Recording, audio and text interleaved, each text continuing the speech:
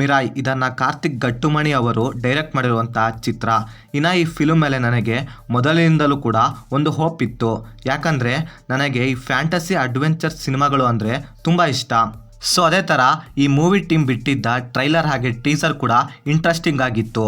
ಅದಲ್ಲದೆ ಈ movie director ಮಾಡಿರೋ ಹಳೆಯ ಸಿನಿಮಾಗಳನ್ನು ನೋಡಿದ್ರಿಂದ ನನಗೆ ಅವರು ಮಾಡೋ ಕೆಲಸದ ಮೇಲೆ ನಂಬಿಕೆ ಜಾಸ್ತಿ ಇತ್ತು. ಸೊ ಅದೇ ಥರ ಈ ಸಿನಿಮಾ ನೋಡಿದ ನನಗೆ ಸಿನಿಮಾದಲ್ಲಿ ಏನು ಇಷ್ಟ ಆಯಿತು ಏನು ಕಷ್ಟ ಆಯಿತು ಅಂತ ಕಂಪ್ಲೀಟಾಗಿ ಈ ವಿಡಿಯೋದಲ್ಲಿ ನೋಡೋಣ. ಇನ್ನು ಇಲ್ಲಿನ ಕತೆ ವಿಷಯಕ್ಕೆ ಬರೋದಾದರೆ ಇಲ್ಲಿ 9 ಗ್ರಂಥಗಳು ಇದ್ದಾವೆ. ಆ್ಯಂಡ್ ಎಲ್ಲ ಗ್ರಂಥಗಳಿಗೆ ಬೇರೆ ಬೇರೆ ಸೂಪರ್ ಪವರ್ ಇರುತ್ತೆ. ಆ ಎಲ್ಲ ಗ್ರಂಥಗಳನ್ನು ಕೂಡ ಒಂದೊಂದು ಜನರ ಗುಂಪು ಪ್ರೊಟೆಕ್ಟ್ ಮಾಡ್ತಾ ಇರುತ್ತೆ.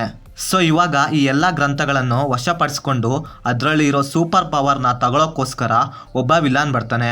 ಸೊ ಮುಂದೆ ಇವನನ್ನು ತಡೆಯೋರು ಯಾರು, ಈ ಪ್ರೋಸೆಸ್ನಲ್ಲಿ ಏನೆಲ್ಲ ನಡೆಯುತ್ತೆ ಅಂತ ನೀವು ಸಿನಿಮಾ ನೋಡಿದ್ರೆ ತಿಳ್ಕೊತೀರಾ.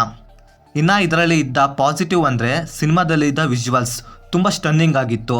ಸಿನಿಮಾದಲ್ಲಿ ಕ್ವಾಲಿಟಿ ವೈಸ್ ಎಲ್ಲೂ ಕೂಡ ಕಾಂಪ್ರಮೈಸ್ ಮಾಡೇ ಇಲ್ಲ ಅಂತೀನಿ. ಆ್ಯಂಡ್ ಅದಕ್ಕೆ ತಕ್ಕಂಗೆ ಸಿನಿಮಾದ ವಿಜುವಲ್ಸ್ ಸ್ಟನ್ನಿಂಗ್ ಆಗಿ ಬಂದಿದೆ. ಇನ್ನು ಸಿನಿಮಾದಲ್ಲಿ ತುಂಬ ಕಡೆ AI ಯೂಸ್ ಮಾಡ್ಕೊಂಡಿದ್ದಾರೆ. ಆ್ಯಂಡ್ ಅದು ಸಿನಿಮಾದಲ್ಲಿ ಎಲ್ಲೂ ಕೂಡ ಕಾಣಿಸೋದಿಲ್ಲ. ಅಷ್ಟು ಚೆನ್ನಾಗಿ ಅದನ್ನು ಸಿನಿಮಾದಲ್ಲಿ ಕವರ್ ಮಾಡಿದ್ದಾರೆ. ಇನ್ನು ಸಿನಿಮಾ ಇಂಟರ್ವಲ್ ಬ್ಲಾಕ್ ನಂತರ ಸೆಕೆಂಡ್ ಹಾಫ್ ಕಡೆ ಹೋಗ್ತಾ ಹೋಗ್ತಾ ಸಿನಿಮಾ ಇನ್ನೂ ಕೂಡ ಇಂಟ್ರೆಸ್ಟಿಂಗ್ ಆಗ್ತಾ ಹೋಗುತ್ತೆ. ಸೊ ಅದೇ ಥರ ಅಲ್ಲಿ ಬರೋ ಆ್ಯಕ್ಷನ್ ಸೀನ್ಸ್ಗಳು ಹಾಗೆ ಅಲ್ಲಿ ಕ್ರಿಯೇಟ್ ಆಗೋ ಸಿಚುವೇಶನ್ಗಳು ತುಂಬ ಚೆನ್ನಾಗಿ ವರ್ಕ್ ಆಗುತ್ತೆ. ಇನ್ನು ಸಿನಿಮಾದಲ್ಲಿ ಒಳ್ಳೊಳ್ಳೆ ಎಲಿಮೆಂಟ್ಗಳು ಇದ್ದಾವೆ, ಆದರೆ ಅದನ್ನು ಪ್ರಾಪರಾಗಿ ಯೂಸ್ ಮಾಡ್ಕೊಂಡಿಲ್ಲ ಅಂದರೂ ಒಂದು ಲೆವೆಲ್ಗೆ ಯೂಸ್ ಮಾಡ್ಕೊಂಡಿದ್ದಾರೆ.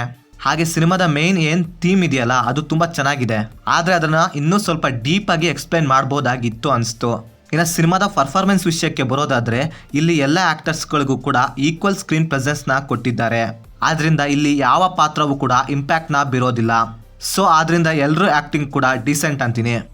ಇನ್ನು ಇದರಲ್ಲಿ ನನಗೆ ನೆಗೆಟಿವ್ ಅನಿಸಿದ್ದಂದರೆ ಸಿನಿಮಾದಲ್ಲಿ ಇದ್ದಂತಹ ರೈಟಿಂಗ್ ತುಂಬ ವೀಕ್ ಆಗಿತ್ತು.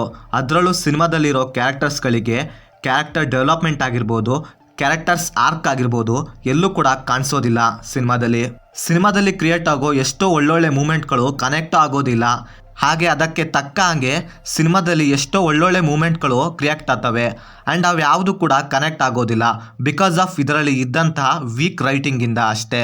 ಇನ್ನು ಸಿನಿಮಾದ ಕೊನೆಯಲ್ಲಿ ಸಿನಿಮಾದ ಯಾವ ಪಾತ್ರವೂ ಕೂಡ ನೆನಪಲ್ಲಿ ಉಳಿಯೋದಿಲ್ಲ. ಸೊ ಈ ರೀತಿ ಕತೆ ಇರೋ ಸಿನಿಮಾಗಳು ತೆಲುಗಿನಲ್ಲೇ ತುಂಬ ಬಂದು ಹೋಗಿದೆ. ಹಾಗೆ ಸಿನಿಮಾದ ಪ್ರೀ ಕ್ಲೈಮ್ಯಾಕ್ಸ್ ಹಾಗೆ ಕ್ಲೈಮ್ಯಾಕ್ಸ್ ಸೀನ್ಸ್ನ ಇನ್ನೂ ಕೂಡ ಇಂಪ್ಯಾಕ್ಟ್ಫುಲ್ ಆಗಿ ಎಂಡ್ ಮಾಡ್ಬೋದಾಗಿತ್ತು. ಆ್ಯಂಡ್ ಅದಕ್ಕೆ ತಕ್ಕಂಗೆ ಅಲ್ಲಿ ಎಲ್ಲ ಎಲಿಮೆಂಟ್ ಇದ್ವೂ ಕೂಡ, ಆದರೆ ಅದನ್ನು ಯೂಸ್ ಮಾಡ್ಕೊಂಡಿಲ್ಲ ಅಷ್ಟೇ. ಇನ್ನು ಸಿಂಪಲ್ ಆಗಿ ಹೇಳಬೇಕಂದ್ರೆ ಇದೊಂದು ಡೀಸೆಂಟ್ ವಾಚ್ ಮೂವಿ ಅಂತೀನಿ. ಸಿನಿಮಾನ ಒನ್ ಟೈಮ್ ನೋಡೋಕ್ಕೆ ವರ್ತಿದೆ. ಇನ್ನು ಸಿನಿಮಾನ ಫ್ಯಾಮಿಲಿ ಜೊತೆ ನೋಡ್ಬೋದಾ ಅಂದರೆ ಎಸ್ ನೋಡ್ಬೋದು, ಫ್ಯಾಮಿಲಿ ಜೊತೆ ಆರಾಮಾಗಿ ನೋಡ್ಬೋದು. ಸೊ ಇದಾಗಿತ್ತು ಫ್ರೆಂಡ್ಸ್ ನಾನು ಸಿನಿಮಾ ನೋಡಿದ್ದಾದ್ಮೇಲೆ ನನಗೆ ಅನಿಸಿದ ಒಪಿನಿಯನ್. ನೀವೇನಾದರೂ ಆಲ್ರೆಡಿ ಸಿನಿಮಾ ನೋಡಿದರೆ ನಿಮಗೇನು ಅನ್ನಿಸ್ತು ಅಂತ ಕೆಳಗಡೆ ಕಮೆಂಟ್ ಮಾಡಿ. ಹಾಗೆ ನೀವೇನಾದರೂ ನಮ್ಮ ಚಾನಲ್ಗೆ ಫಸ್ಟ್ ಟೈಮ್ ವಿಸಿಟ್ ಮಾಡಿದರೆ ನಮ್ಮ ಚಾನಲ್ಗೆ ಬರೋ ಕಂಟೆಂಟ್ ಏನಾದರೂ ಇಷ್ಟವಾಗಿದ್ದರೆ ಸಬ್ಸ್ಕ್ರೈಬ್ ಮಾಡಿ. ಹಾಗೆ ಪಕ್ಕದಲ್ಲಿರೋ ಬೆಲ್ ಬಟನ್ನ ಕ್ಲಿಕ್ ಮಾಡಿ. ಮತ್ತೆ ಬೇರೆ ವಿಡಿಯೋದೊಂದಿಗೆ ಆದಷ್ಟು ಬೇಗ ಸಿಗುವ.